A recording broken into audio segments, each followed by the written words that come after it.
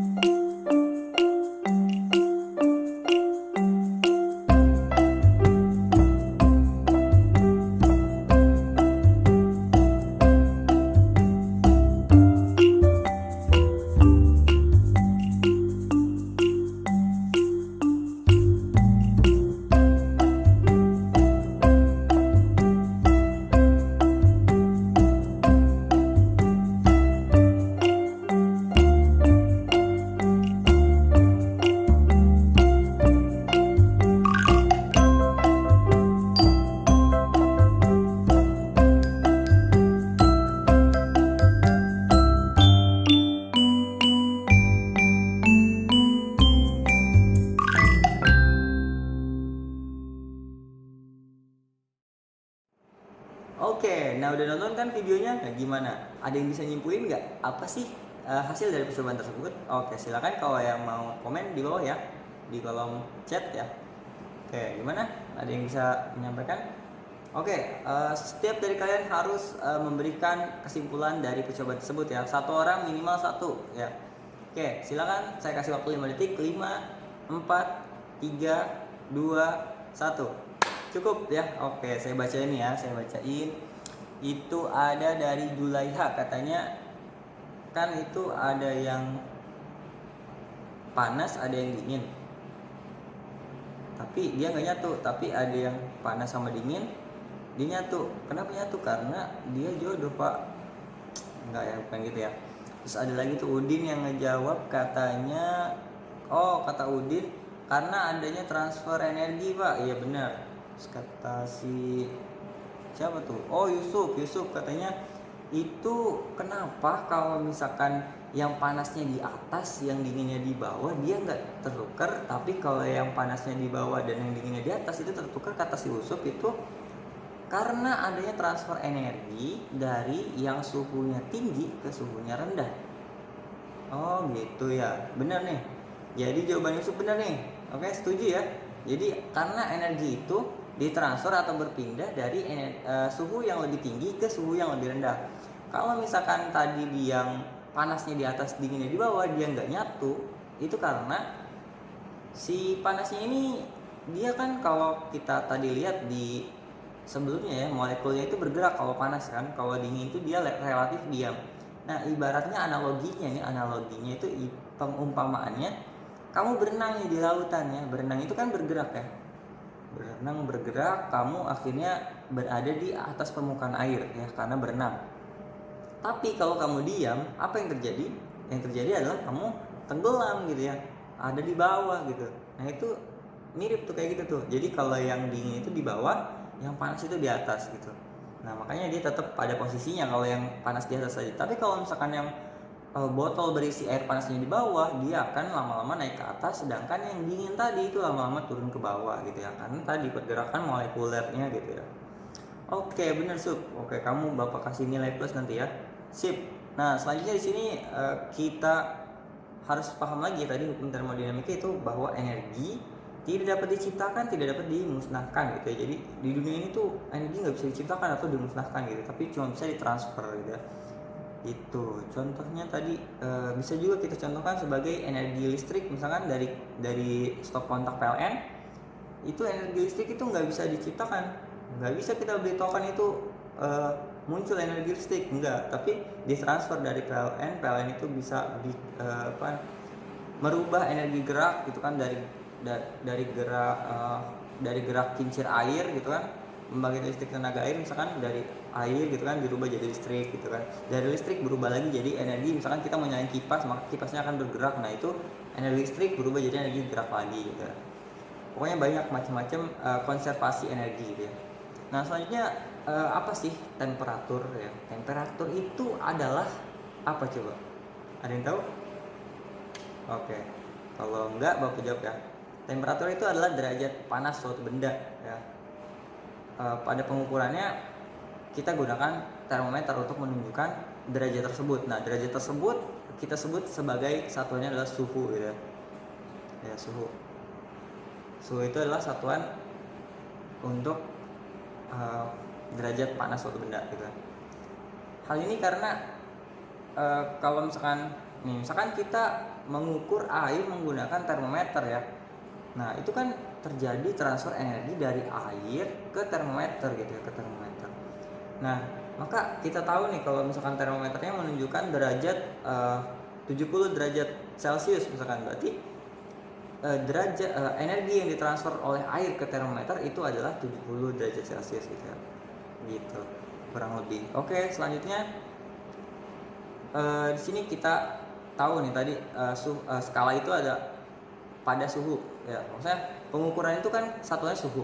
Nah, suhu sendiri itu punya skala gitu ya. Kalau misalkan panjang punya meter, sentimeter, desimeter, meter dan lain sebagainya. Kalau di suhu itu kita punya Celcius, Fahrenheit, Reaumur, Kelvin dan lain sebagainya sebenarnya.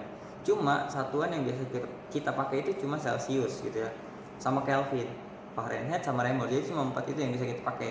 Biasa kita pakai ya. Artinya udah diakui secara internasional gitu ya. Nah kalau di Indonesia sendiri biasanya cuma pakai Celsius gitu ya, untuk mengetahui suhu tubuh atau untuk mengetahui suhu cuaca gitu kan.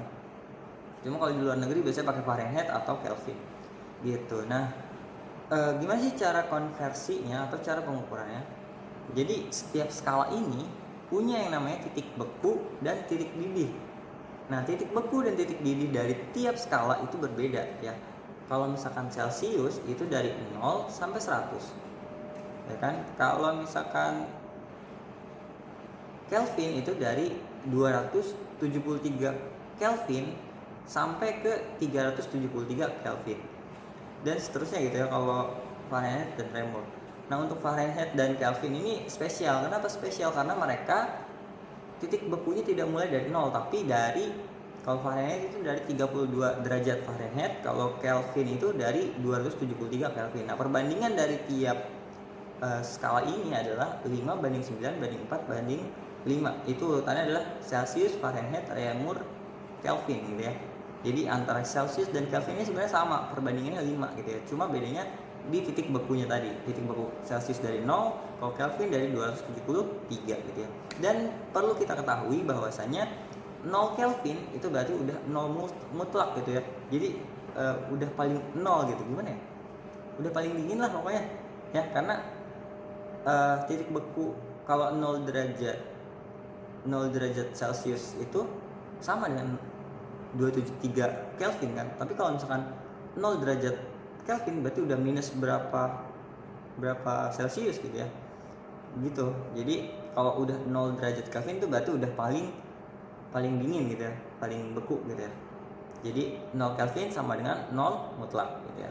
Nah, kemudian cara kita buat konversinya itu rumusnya adalah misalkan yang dicari sama dengan derajat yang dicari sama dengan perbandingan yang dicari per perbandingan yang diketahui dikali sama derajat yang diketahui. Nah contohnya misalkan kita pengen ngerubah dari Celsius ke Fahrenheit gitu ya, maka derajat Fahrenheitnya sama dengan 9 per 5 ya, karena tadi perbandingannya Fahrenheit itu 9, Celsius itu 5, 9 per 5 dikali dengan misalkan derajat Celsiusnya itu adalah 30 gitu, maka dikali dengan 30 derajat gitu kan, kemudian ditutup kurung ditambah dengan 32. Kenapa? Karena Fahrenheit itu mulainya dari 32 gitu. Nah maka ketemu deh hasilnya derajat Fahrenheitnya berapa gitu kalau misalkan derajat Celsiusnya 30 derajat gitu.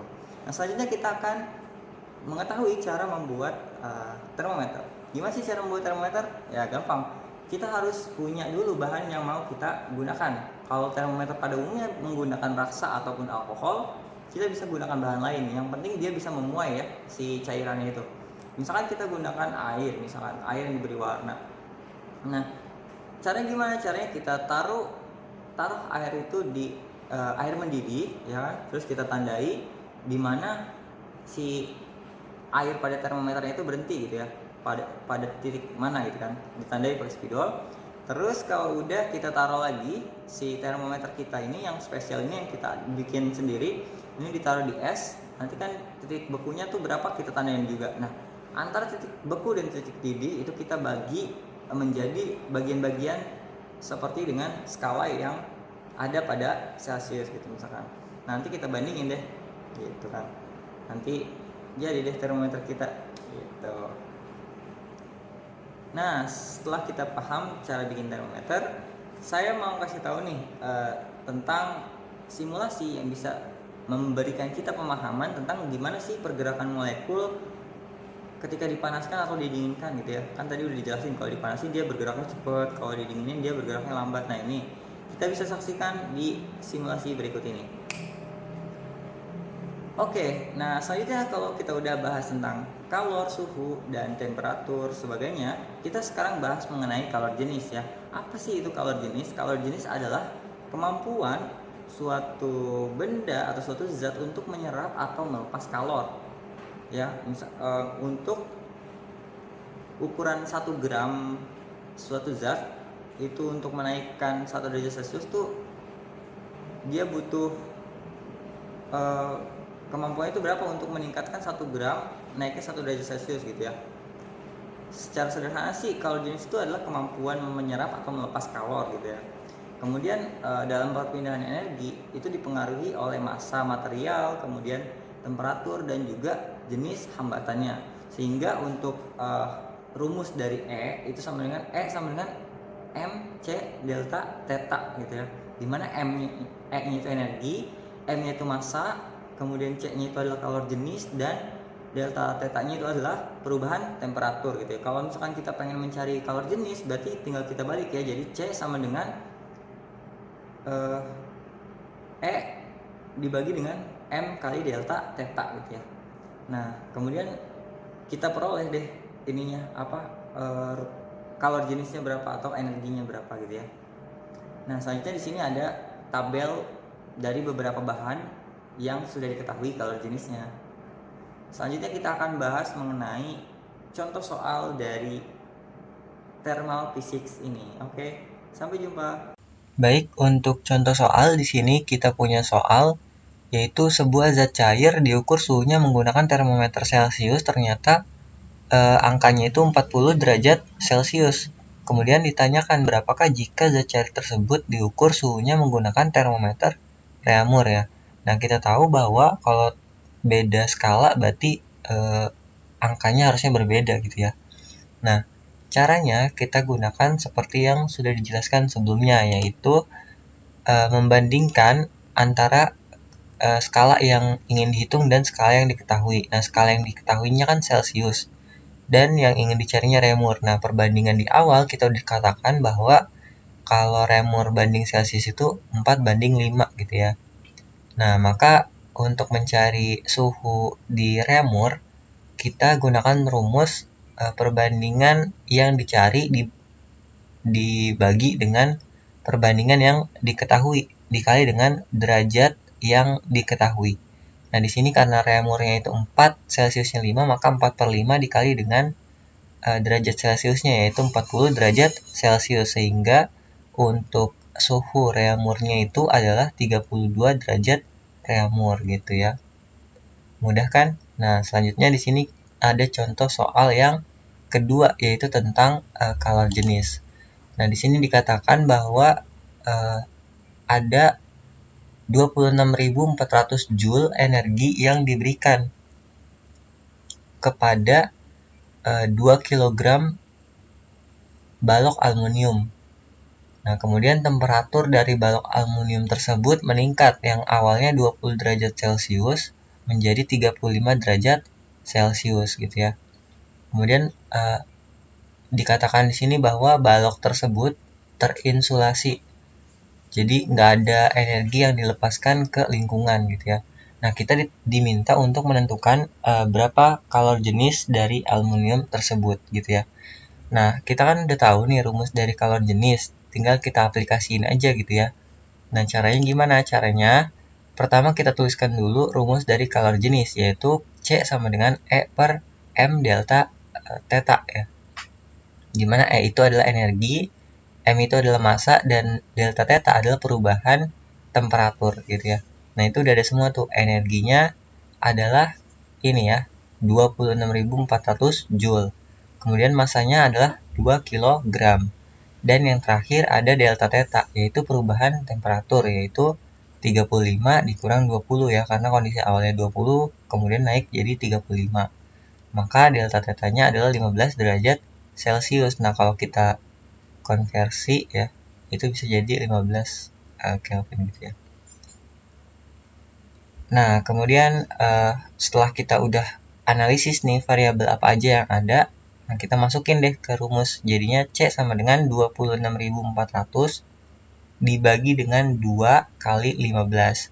Maka ini sama dengan 880 Joule per kilogram Kelvin gitu ya. Nah, ini adalah nilai dari kalor jenisnya.